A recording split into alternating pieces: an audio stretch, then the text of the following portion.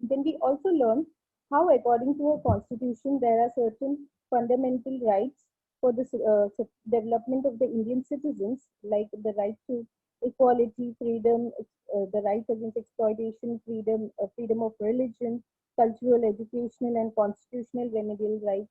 Okay, under equality, right to equality, we are equal.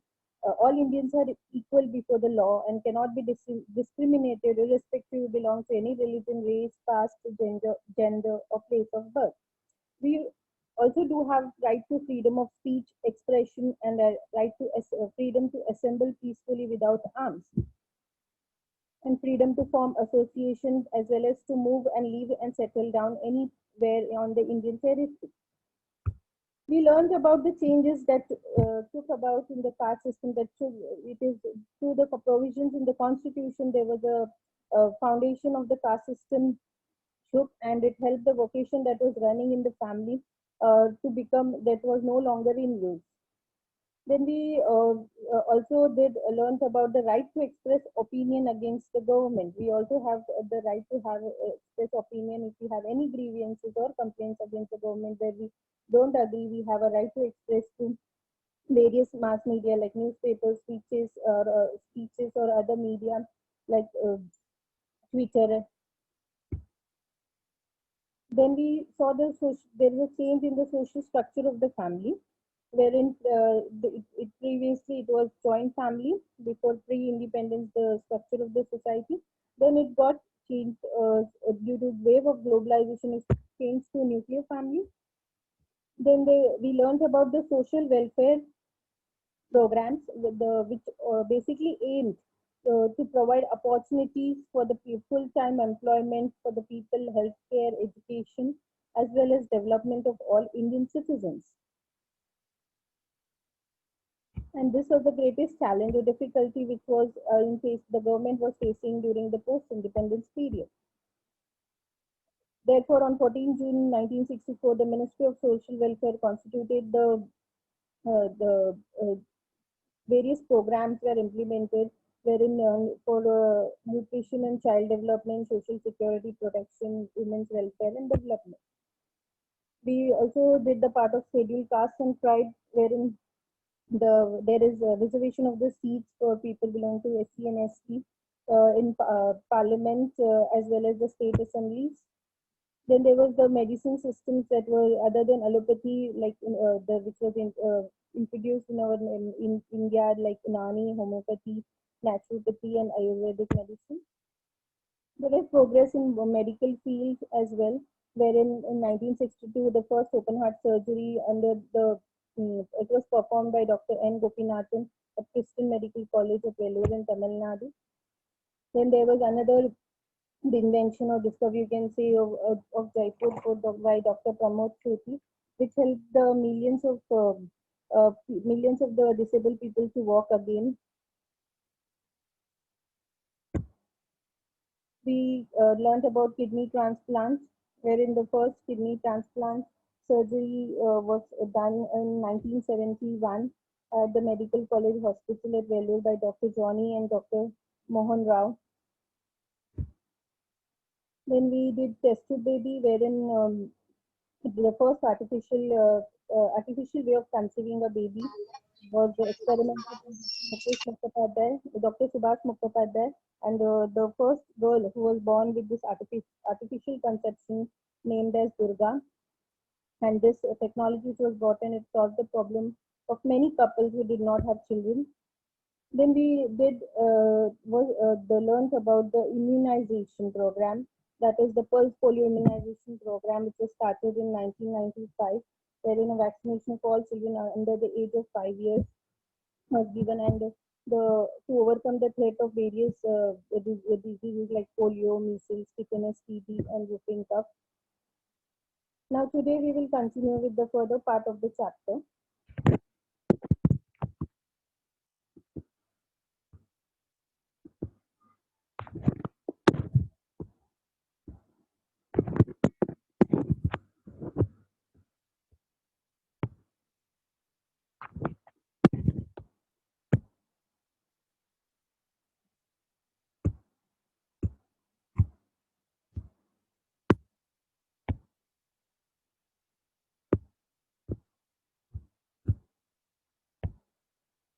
Okay.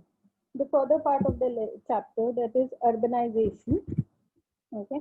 Now, urbanization, what is urbanization, children? Urbanization basically a process of concentration of population in a city or urban area. Now, what is urban area? Area is a region which is surrounding a city. Okay.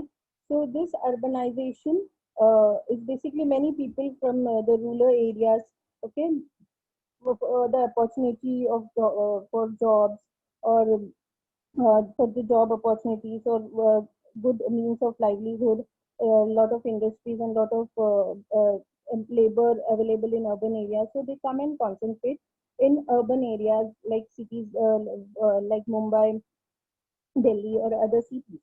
Okay. So, in what is the reason? Major reason for urbanization is the increasing population is one of the major reasons for urbanization. Now, there are few other factors also which affects urbanization are like air and water, as well as economic and social organization.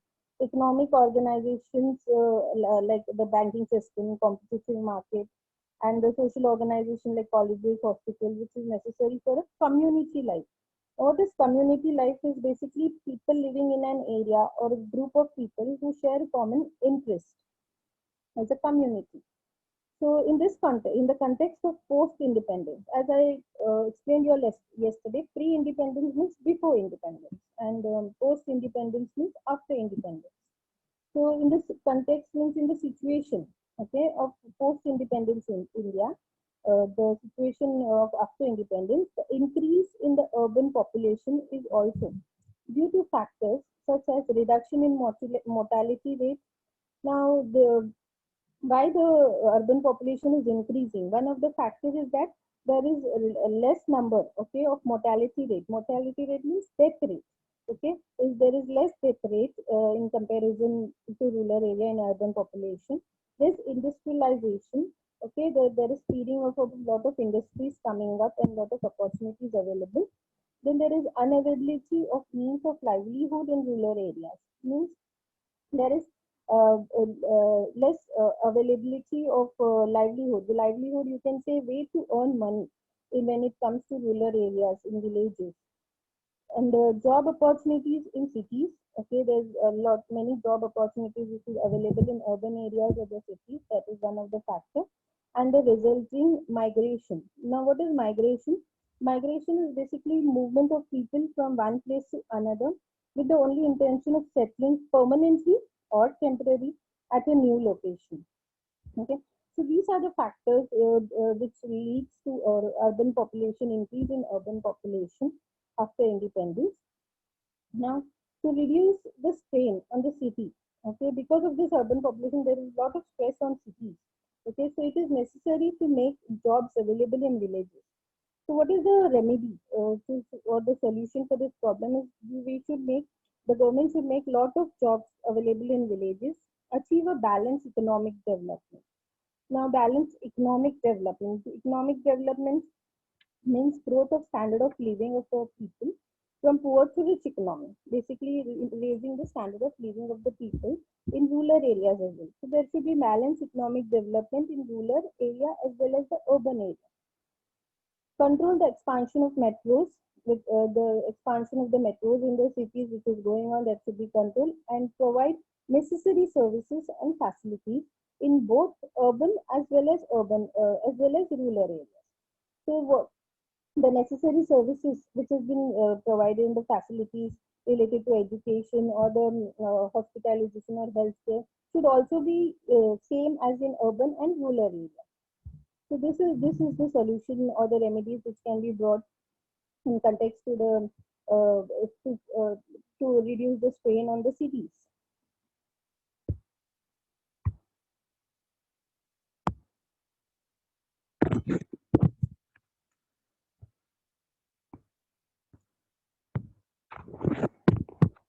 Then we move on to the next part, that is rural area. Okay, so rural area. What is rural area? As I told, urban area is just all the cities, and rural area is a part of the villages. Now, rural area is a village. Okay, it's a permanent settlement of farmers near the land. They themselves Chilled means with themselves cultivated, either individually by themselves or collectively with the group of farmers. Okay. Villages came into existence when farming began.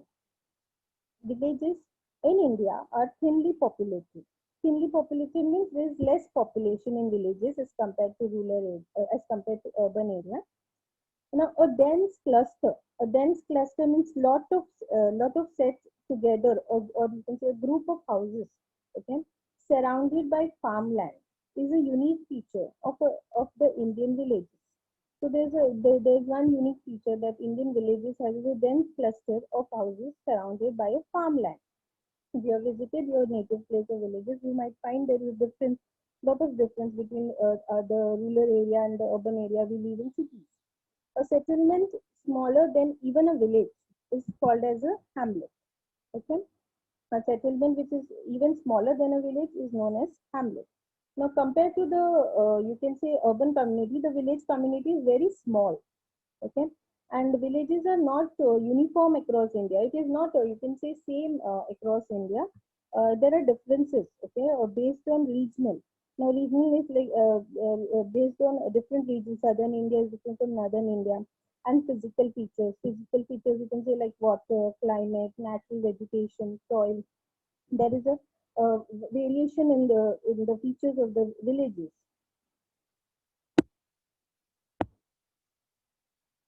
Then we have next is the post-independence period. Okay. Now we will see what post-independence period in terms of after independence. Okay. How was the development or what was the development scheme that was started in rural areas? Now keeping in mind the goal of rural development, the collective development scheme came into force. Okay, the community development scheme has come into force. It is the in your textbook it's been printed as collective, but it's actually community development scheme, which was started in rural areas. Uh, Now, what plans were enforced in this community development scheme was plans were made for improving farming technology. Now, like there was a lot of technology started for farming, like farm automation, precision agriculture, increasing the area of irrigated land. Now, irrigated land is basically, you can say, agricultural land supplied with water by ditches, pipes, okay, spraying, extending educational facilities. Okay, educational facilities which is not available in rural areas, that should be provided, and enacting means to pass the law for land reform. Okay, land reform like basically changing of laws or regulation or customs regarding the ownership of the land. Under this, so when this scheme, community development scheme came into existence, there were plans made for by improving the technology of farming, increasing the area of irrigated land, and providing educational facilities, and the laws were passed for land reform under this scheme. Now, what other aim this plan had? It also aimed at increasing agricultural produce as well as expanding the means of transport. Okay, so this community development scheme, it also aims to increase the agricultural produce. Agricultural produce like the field crop, fruit, vegetable, flowers, trees, herb which is being produced through agriculture, to increase that, and expanding the means of transport through railways, roadways, airways. Health services is basically the service that provide medical treatment to public. Okay, and the scope for education. Scope means the opportunity for education should be provided in the rural areas. It was decided to give priority to the economic development in the villages. So there was a lot of importance given, like priority given to economic development in the villages. So now what did government do? The government undertook this work through the medium of Gram Panchayat, which included the people of all castes and tribes. And as in rural areas, we have local government bodies. Okay, in rural areas we have Gram Panchayat, Jilla Parishad, the Panchayat Committee. Okay, And in urban areas, we have Nagar Panchayat, municipal council, or municipal corporation. So to achieve this in rural areas, to achieve this development, what did government do? The government achieved this with the Gram Panchayat, Panchayat Samitis, and the Jilla Panchayat Samiti and the Zilla Parishad. They're empowered, they're given the status of the power with more authority to uh, to make this plan successful for the community development scheme.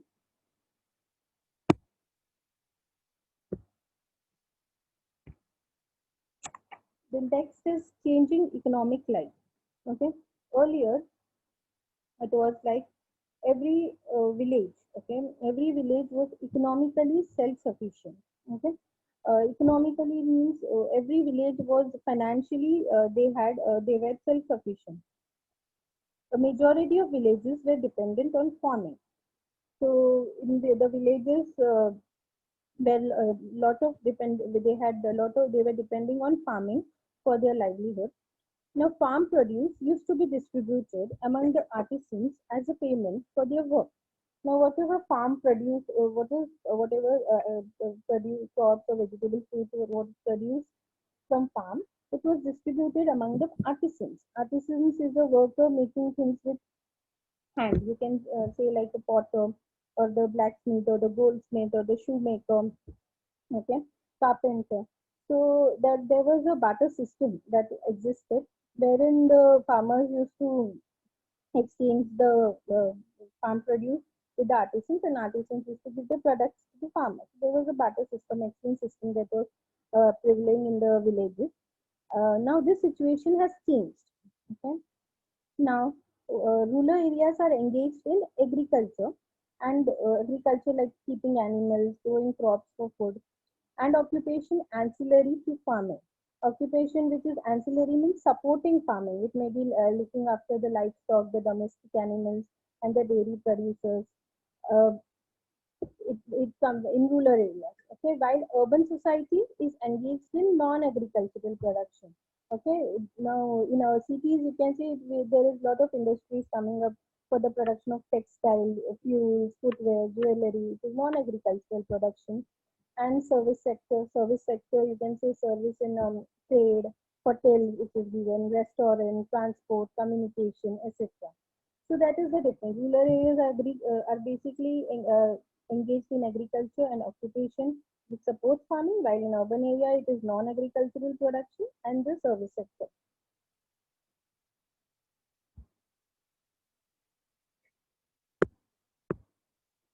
So the next part we have is rural development.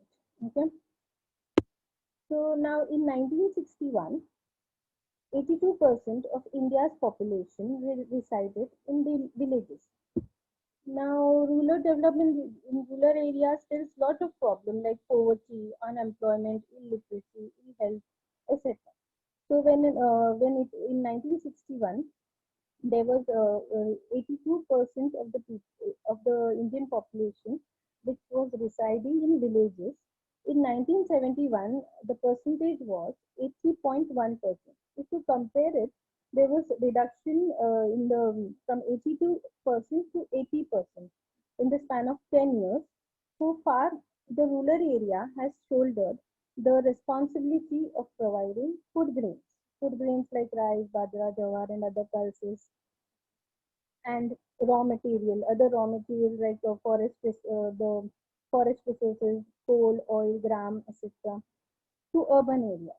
So till now, you can see they've taken the rural areas taken the responsibility of providing food grains and other raw materials to urban areas.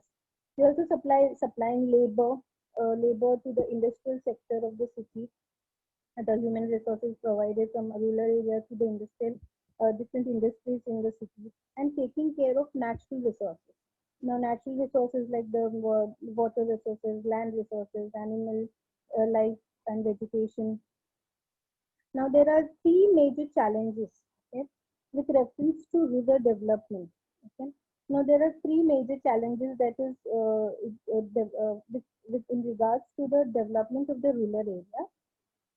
Now, namely, this first one is to bringing about the economic development, okay, of the people, to raise the standard of living from the of the people. Developing facilities to meet social needs. There should be facilities should be developed in terms of education, healthcare, employment, and other facilities as per the society. And finally, bringing about a change in the attitude, change of attitude in matters concerning society. Okay, so there is another challenge is to bring about the change in the way of thinking of the people in rural area in relation to in concern with society, culture. Culture is basically about the custom, ideas, belief of a particular society and the ways of the thinking. So these are the three major challenges which is there for the rural development. First is to bring about economic development. Second is to develop facilities to meet social needs, and then to bring about a change attitude in the matters concerning society, culture, and ways of thinking. It is equally necessary to expedite. Expedite. Now expedite means the speeding. Okay, to speed up. Okay, to speed up irrigation projects. Irrigation projects basically to supply water.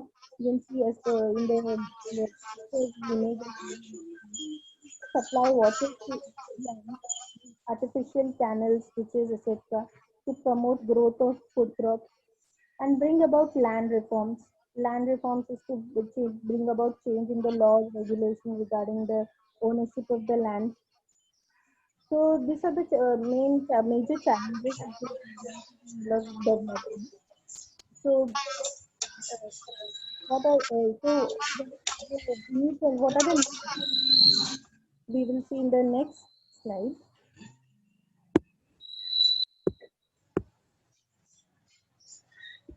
Now the social needs and facilities. It's necessary to give priority. You can say more importance should be given to facilities of public. That is the most important. Is like use of public toilets. Okay, should be that facility should be provided to the people in rural areas, as our honorable prime minister is doing that, building up, providing money to the people to build toilets in rural areas. And healthcare is to improvement of health, okay, of the people in rural areas, like through prevention or diagnosis or treatment or the recovery, etc. Even today, the rural population faces problems related to year-round provision, drinking water. Even today, you can say after so many years of independence also, there are a lot of villages that faces problems for drinking water. They don't get water for their day-to-day activities, even 4 days, 5 days, or a week sometimes. So even the toilet is not available. Open drainage, which causes like a lot of contamination of water, spread diseases, and buildup of toxic chemicals. Narrow roads is also like a problem that the rural faces. Then there is inadequate electricity. Okay? Inadequate electricity means not enough electricity. Okay, for to carry out their day-to-day work or day-to-day activity, and lack of facilities for medical treatment as well. So even today, the rural people who are living in villages, they're facing so many. Okay, when it water, toilet, open drainage, narrow roads, inadequate electrifications, and lack of medical treatment. There is lack of good educational facilities. Okay, in comparison to other areas, we say less for the quality of education facilities is not good from primary level to higher education in rural areas. Centers for recreation, you can say recreation means centers for relaxation or amusement like parks or the theater is not available, and libraries. That is why it is necessary to give special attention to rural areas. So all these problems are still existing. So there is not a need to there is not a there's importance or there is a need to pay attention to these problems in rural areas.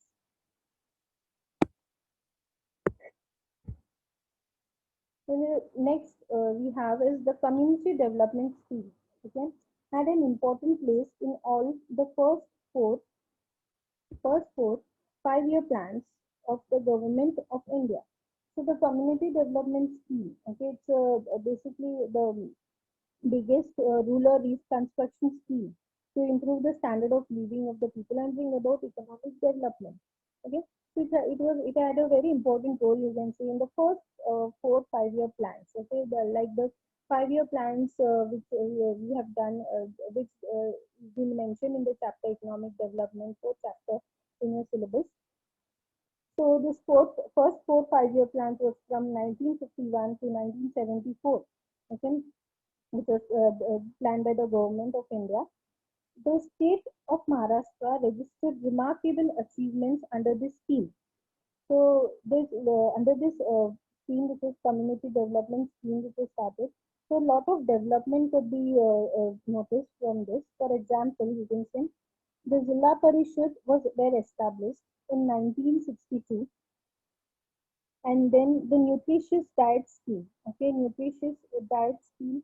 It was started in 1970 to 71. Okay, by Ministry of Social Welfare. Uh, to in operation in urban slums, like and for the tribal areas and the backward rural areas, to provide nutritious food, nutritious diet consisting of all the nutrients for the growth and development. This program was operated under the minimum need program. Main aim of this program, especially the nutritious to provide nutritious diet, was to improve the nutritional status in this targeted groups.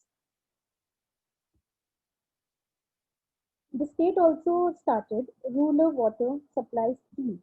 Okay, so there was rural water supply scheme started for sinking wells. Sinking wells means the wells, okay, which were drying up. Okay, so there was a scheme started in rural areas that is known as rural water supply scheme and providing piped water. Okay, to provide piped water and the water for sinking wells, there was rural water supply scheme started by 1971. There was 1,677 small dams which had also been built. Okay, dams, small dams, you can see in the picture as well here. Small dams for water supply, irrigation, flood control, etc. was built by the government.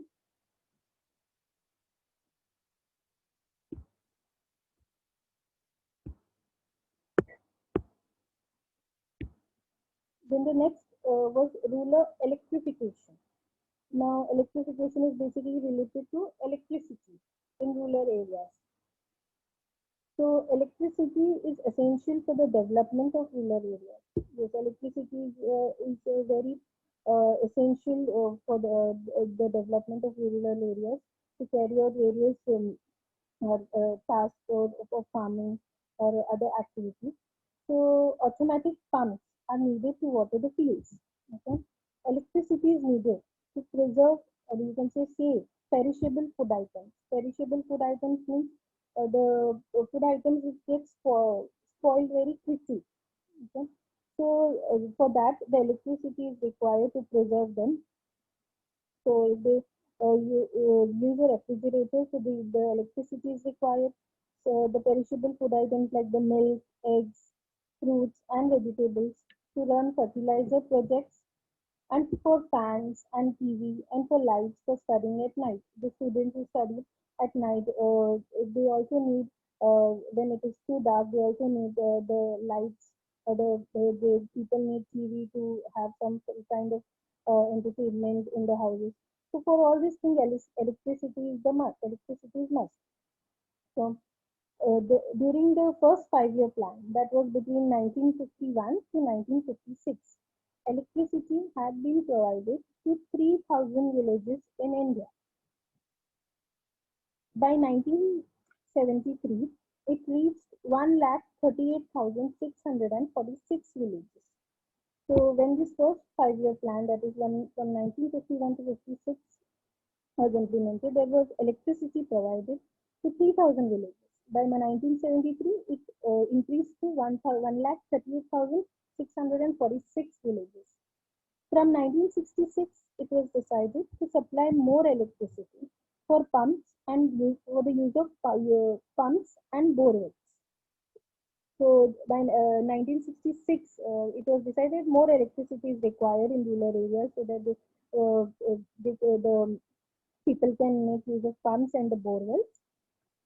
Then Rural Electrification Corporation, basically you can say REC. It's a public infrastructure finance company in India's power sector.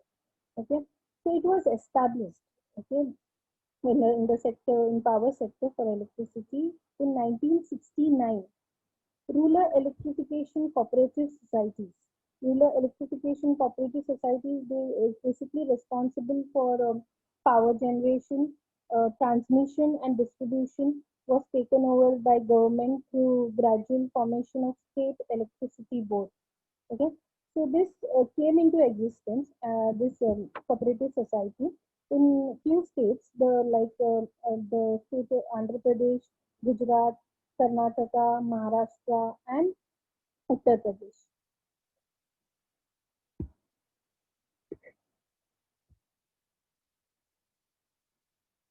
Then the next is industrial development. So the first plan for rural electrification was provided. Then it was also considered for industrial development. A village industries planning committee. Village industries planning committee is to basically to plan, promote, facilitate, organize, and assist the development of industries in villages. Was formed to help the development of industry in rural areas. By 1972, 1,06,000 persons got employment under this scheme. So when this scheme was started, uh, they, by 1972, the 1,06,000 people in rural areas got employed in under this scheme, Village Industries Planning Committee. Now the government of Maharashtra has also started residential high schools. Okay, residential high schools known as Vidya Niketan. Residential high schools means where the students can reside, like a boarding school, where they can reside and complete their high school education. Okay, it is known as Vidya Niketan. Okay, it's located in Satara, Aurangabad, Nasik, and Chikildara. So, what is the purpose of this residential high school called Vidyaniketan? Their purpose is to provide the best quality education to intelligent and meritorious students, meritorious village students. Basically, their purpose is to give best quality of education to the students who are very intelligent and meritorious means the deserving students, okay, village students living in unfavorable conditions. Unfavorable means those who are not in a good condition to complete their education. They can go to this residential high school and complete their high school education. If they are well deserving, they'll get admitted there, admission there, and get themselves educated with the best quality education provided there. As per the recommendation of the Kothari Commission, Kothari Commission is basically it's a education committee set up by Government of India to examine all aspects of the educational sector. Agricultural universities. Okay, now what is this agricultural universities do? They do specialization in forestry, plant breeding, weed science, soil science, agricultural biology. Okay, so many students learn get they are well equipped with this they do specialization in the following department, and it was started agricultural universities were started at Rahuri, Akola, Perhani, and Dapoli in Maharashtra. So, as per the recommendation given by Kothari Commission, these agricultural universities were started so that the students can do specialization in these projects. In recognition of the work done in recognition to the work done in the field of education, UNESCO is a you can say a specialized agency of United Nations it awarded its international prize for the spread of literacy. Literacy is basically to make the people able to read and write to Maharashtra in 1972. Okay.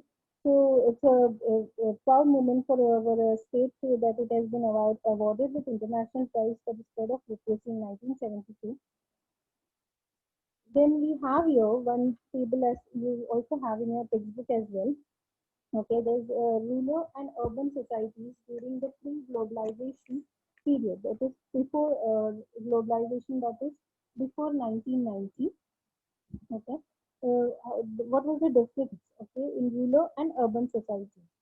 Now, rural communities, you see, priority was given to farming and ancillary vocations like uh, in rural areas or rural communities, the priority was given to farming, and this actually the job will support the farming. And whereas in urban community, priority was given to non-agricultural production and services. The rural community was small in size. It was homogeneous in terms of language. Homogeneous means like similar type of language, culture, and tradition is followed. Wherein urban community, it is large in size, heterogeneous. Heterogeneous means different kinds, not the similar kind, different kinds in terms of language, different, cultures, and traditions. Elementary kind of vocation. Okay, elementary, you can say basic kind of occupation. Trend of sending villages to cities rather than accommodating outsiders in rural occupation. Okay, so it's basic kind of occupation which is existing in rural community, and the villages are migrating, as we discussed earlier also, to rural, accommodating outsiders. Their villages are going to cities, okay, rather than the accommodating outsider in rural occupation.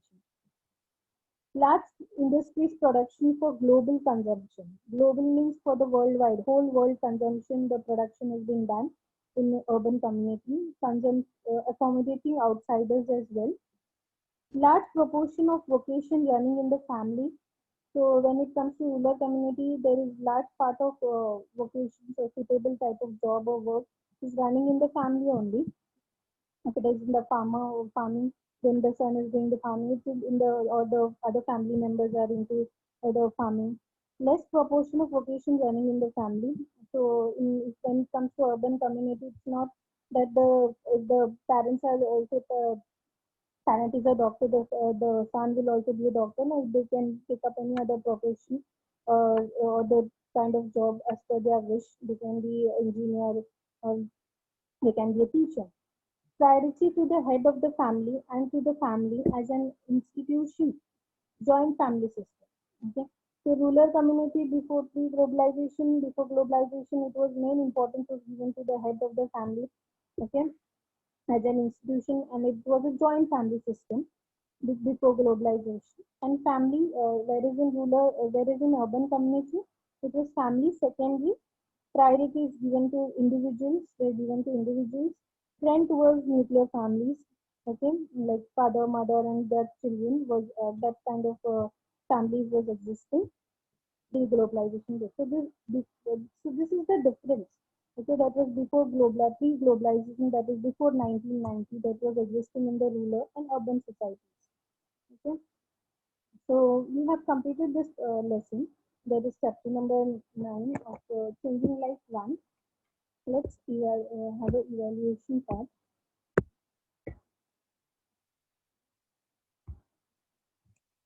Now, the first question here is choose the proper option and rewrite the completed statements. The first question here is village industries planning committee was formed to help. Okay, students, I hope you all have understood the lesson. If there is any doubt, please ask, and we can answer this question as well. Sir, sir, sir, Yes, ma'am. Hello. sir, Yes, yes, ma'am. Yes, ma'am. Sorry. students. हाँ, बच्चों, अगर आपको कुछ doubts है तो आप पूछ सकते हो.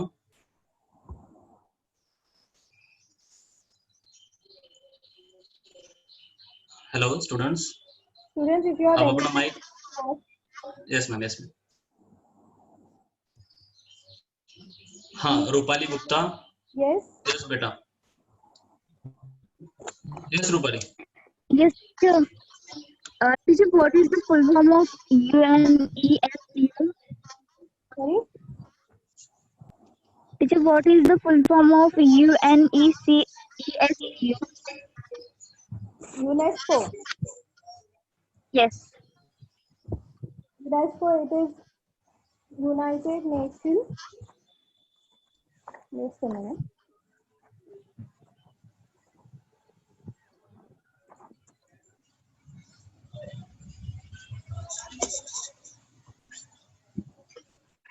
United Nations Educational, Scientific and Cultural Organization. Okay? It is a specialized agency of United Nations. Yes, ma'am, thank you. और कोई है? रूपाली, डाउट क्लियर हो गया? हाँ, ओके। सहकार नगर स्वतंत्र। यस बेटा।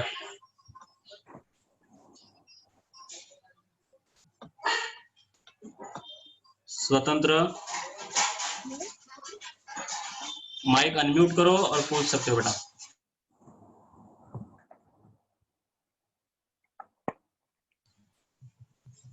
स्वतंत्र,